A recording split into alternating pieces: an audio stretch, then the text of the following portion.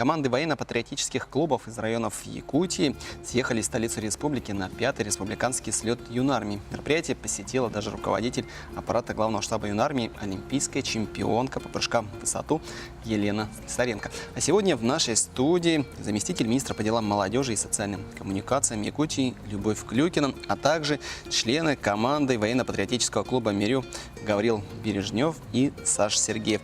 Доброе утро, уважаемые гости. Любовь Николаевна, расскажите об итогах первых 3 дней 5-го слета юнармии. Доброе утро. Да, действительно, у нас уже в юбилейный раз, в 5-й, прошел слет патриотический юнармии. В этом году программа была невероятно насыщенная. Кроме соревнований, кроме преодоления полосы препятствий, к ребятам приходили ветераны вооруженных сил, рассказывали о своей службе. У ребят были мастер-классы на стрельбищах. Дальше к ним приходили кинологи, где показывали, как нужно обращаться с выученными собаками. Вот. Ну и, безусловно, вот эти 3 дня, которые проходили в стенах очень уютной кадетской школы, интерната, они прошли для ребят невероятно насыщенно, интересно. Знакомства, друзья. 12 районов у нас принимали участие в слете. Ну и вот победила команда Усть-Алданского улуса. Ну, а насколько вообще сами ребята-юнармейцы проявили себя активно в этом году? Каждый год ребята очень разные. В этом году все были почему-то серьезные, таким, как мне показалось, да? Проявили себя, безусловно, активно. Кроме направления юнармии у нас еще было направление юные спасатели, волонтеры-спасатели. Поэтому у ребят были еще отдельные личные соревнования, где они также преодолевали полосу препятствий. Кстати, там были сильнее всего ребята из Жатая. Ну вот как раз-таки к ребятам. Саш, вот каковы твои впечатления от участия? Что тебе больше всего запомнилось? Добрый день. Впечатления хорошие. Хорошо, что такие мероприятия проводятся. Очень нужные для мужчин, так сказать. Но впечатление в прошлом году тоже участвовал. Но первый раз было хорошо, второй раз еще хорошо. Ну, в этом году легче стало, вот уже 2-й раз участвуешь. Как вообще готовился, как шла подготовка? Подготовка у нас шла сильным ходом. Мы каждый день тренировались сильно. Неважно, на улице была зима или снег выпал, все равно мы там сами самостоятельно проходили полосы препятствий. Да.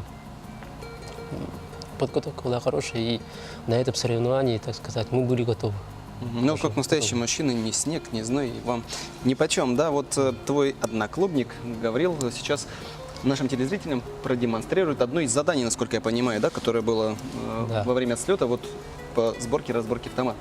Доброе утро, Гаврил. Доброе утро.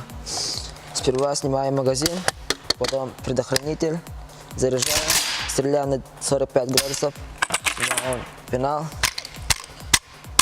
шомпо,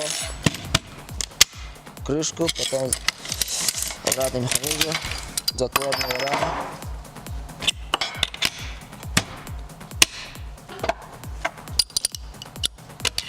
Получается, собираем в обратном порядке.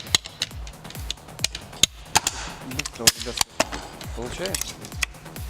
Я когда-то тоже проходил процедуру, но сейчас уже так быстро не получилось. Где-то 20-30 секунд, да, наверное, должно уходить? До соревнования 15. 16. 15 должно быть. Да. Хорошо, спасибо вам, ребят. Любовь Николаевна, во время слета была и отработана и образовательная программа. Вот о ней отдельно хотелось бы поговорить. Это была такая образовательная деловая программа для руководителей клубов патриотических, которые привезли как раз-таки команды на слет. В рамках этой программы мы поговорили о планах на 2019 год, мы поговорили о материально-техническом обеспечении, в принципе, клубов на местах, поговорили о том, что необходимо делать зональные мероприятия, отборочные, прежде чем проводить республиканские. В рамках образовательной программы у нас участвовали и представители Министерства образования и науки республики, и представители силовых ведомств, МВД, МЧС. принципе, да, руководители клубов узнали что-то новое, поняли, что необходимо регистрироваться, вот, ну и как бы еще лучше познакомились друг с другом. Ну, нам известно, что был избран руководитель юноармейского движения Якутии. Расскажите о нем, кого избрали. Ну, если быть более верным, то был избран кандидат в руководителя регионального движения «Юнармия». Это Алексей Александрович Корякин. Он руководитель, директор Якутской кадетской школы-интерната. Почему именно его выдвинули для избрания? Потому что он руководит ну, вот такой вот профильной школой, он очень инициативный, активный, к нему тянутся педагоги, поэтому практически да, единогласно за него проголосовали на отчетно-выборной конференции.